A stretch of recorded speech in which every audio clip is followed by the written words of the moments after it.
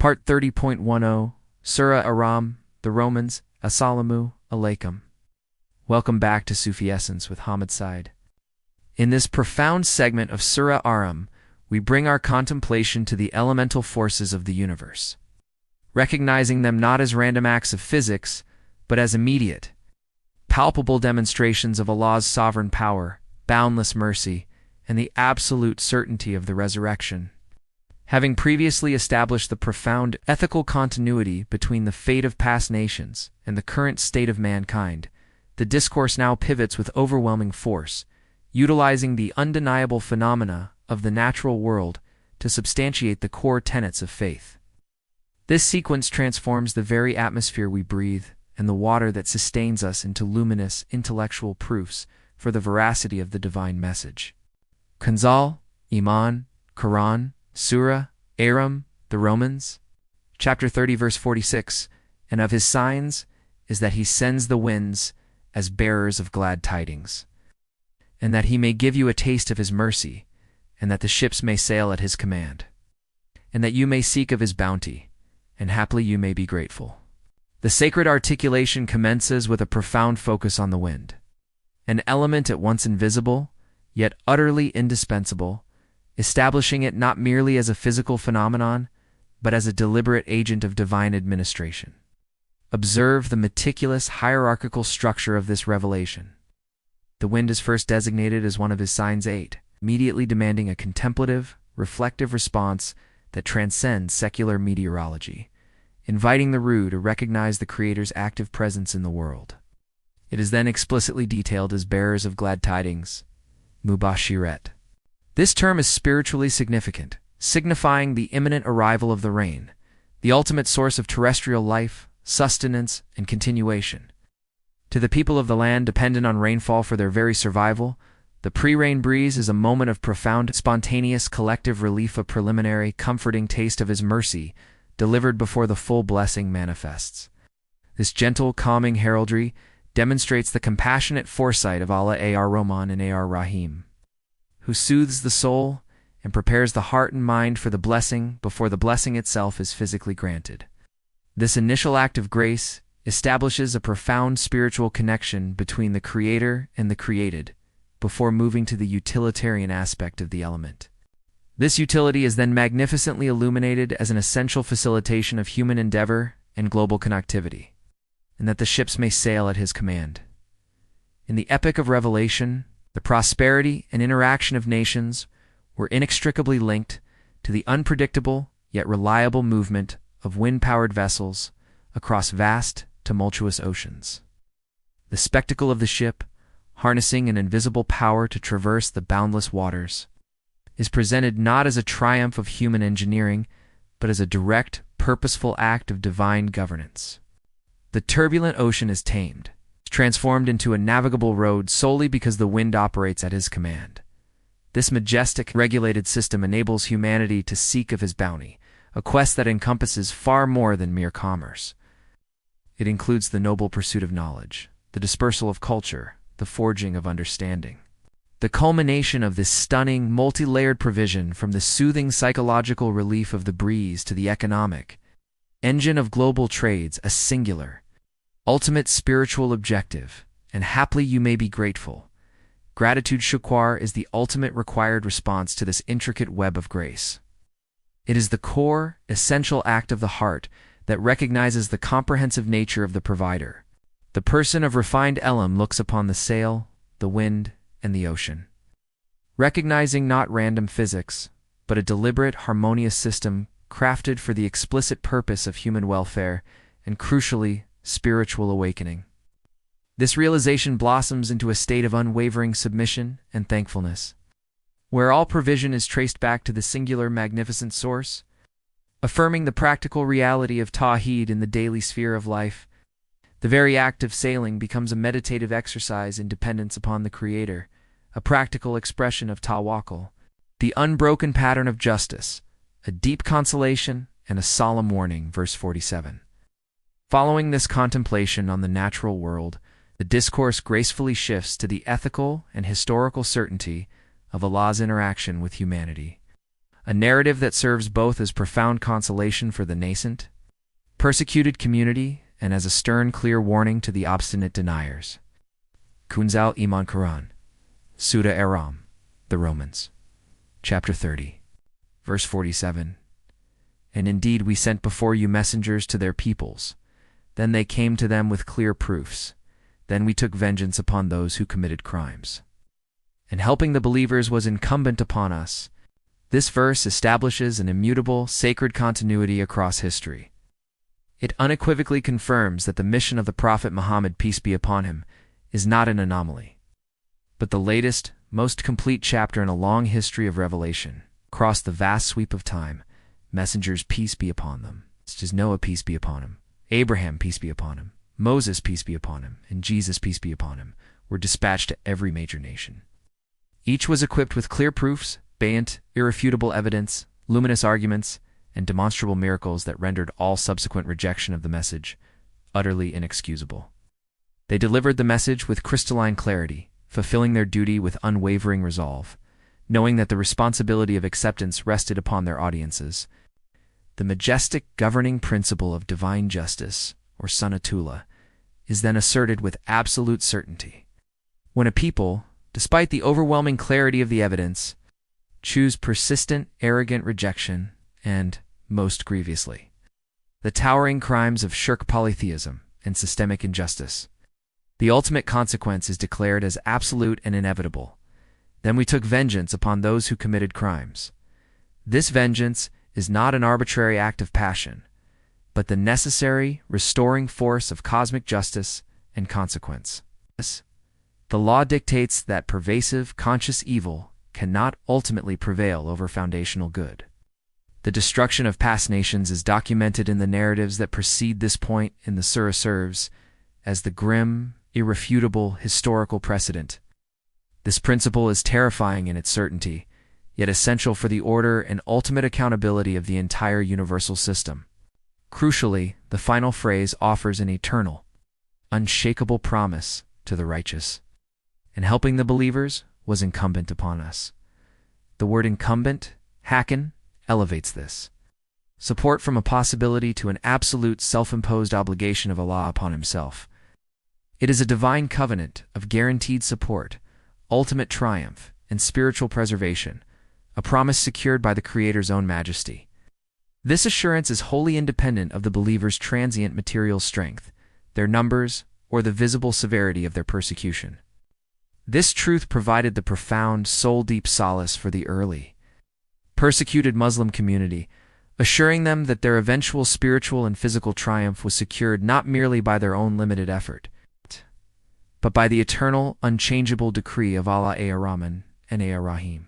In the inner Sufi path, this verse is the bedrock of Tawakkul's absolute trust in Allah, where the spiritual struggle Jihad al-Akbar is understood to be constantly supported by the rule-level promise of divine assistance and celestial love.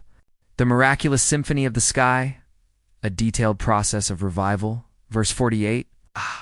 The discourse returns from historical certainty to cosmic operation, offering a sophisticated, sequential account of the water cycle that serves as the perfect, repeatable demonstration of the omnipotence that is required for the greater miracle of the resurrection. This detailed process is a direct intellectual challenge to those who deny the possibility of life after death. Kanzo Iman, Quran, Surah Ar-Rum, the Romans, chapter 30. Verse 48, Allah is the one who sends the winds. So they stir up the clouds, then he spreads them in the sky as he wills, and makes them in fragments. Then you see the rain issuing forth from their midst. Then when he causes it to fall upon whom he wills of his bondman, behold, they begin to rejoice. This verse meticulously outlines a complex, regulated four-stage meteorological process, each step being an act of sovereign will and precise design, inviting deep, scientific, and spiritual contemplation. The initiation and collection, Allah is the one who sends the winds. So they stir up the clouds. The wind acts as the primary dynamic mechanism, gathering and concentrating the atmospheric moisture into dense, visible, and functional cloud masses. This collection and condensation is the first act of regulated power. The regulation and control, Then he spreads them in the sky as he wills, and makes them in fragments. This describes the precise sovereign control over the distribution and segmentation of the clouds.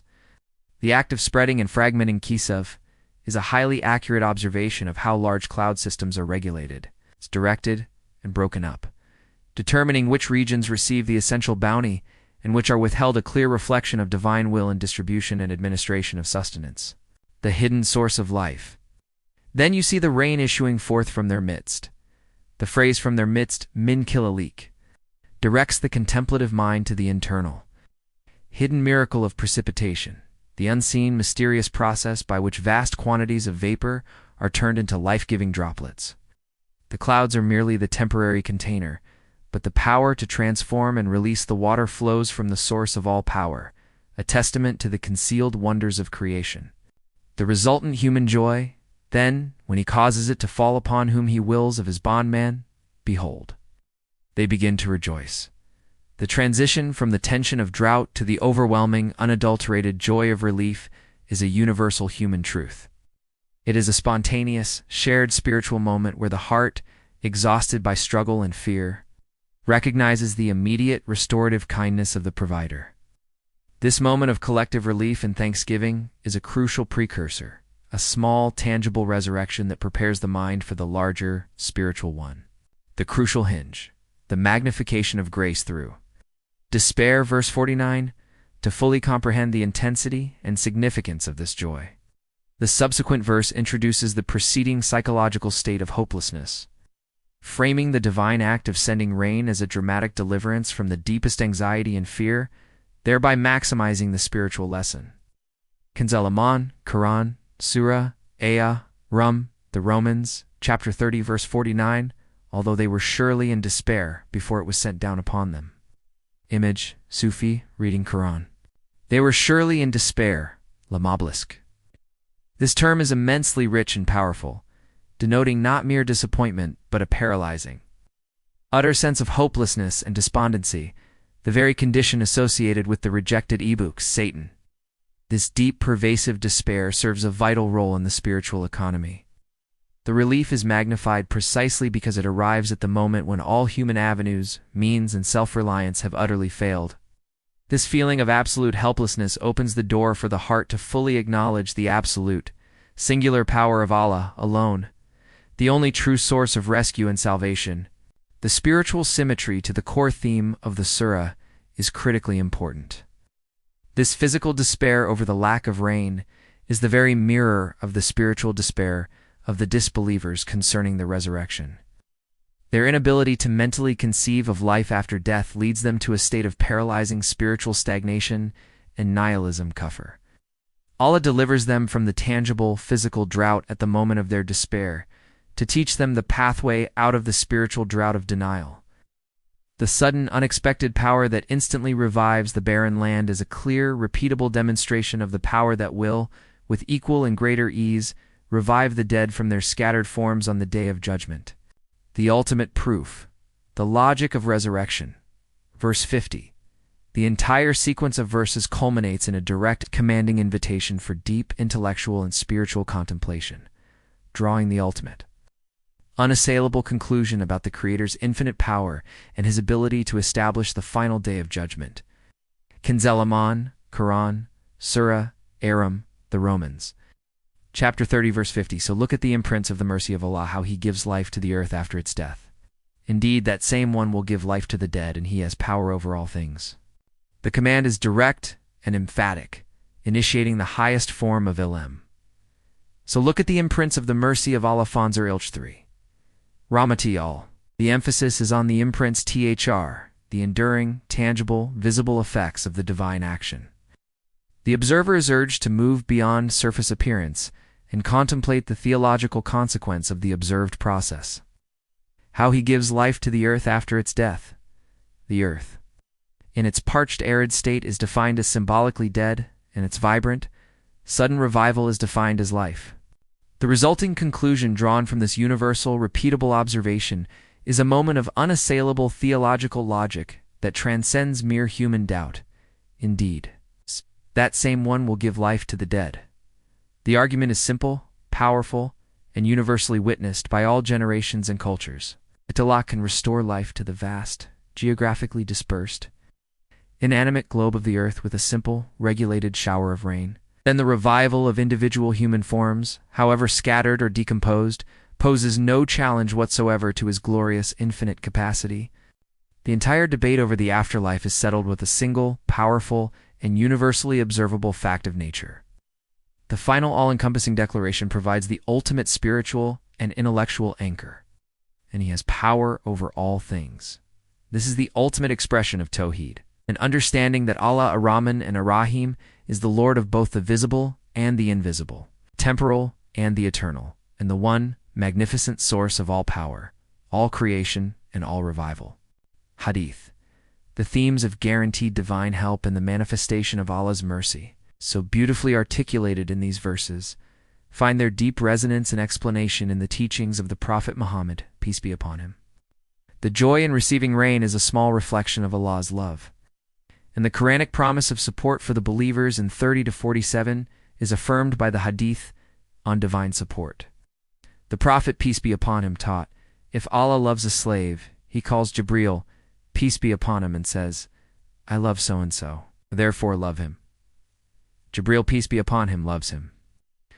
Then Jibreel, peace be upon him, calls out in the heavens, Allah loves so-and-so, therefore love him. And the dwellers of the heavens love him. And then he is granted the acceptance among the people of the earth. Sahih al-Bukhari Hadith 3209. This hadith illustrates the metaphysical fulfillment of the divine promise to help the believers. The ultimate, most profound help is the love of Allah, which is then promulgated throughout the celestial realm. This declaration of love by Jibreel, peace be upon him, to the rulable dwellers of the heavens, the angels, is a confirmation that the believer's struggle is not a solitary one. Their spiritual effort and inner purification are supported by a universal celestial covenant, a gift of grace and acceptance that surpasses all the material bounties facilitated by the wind and rain.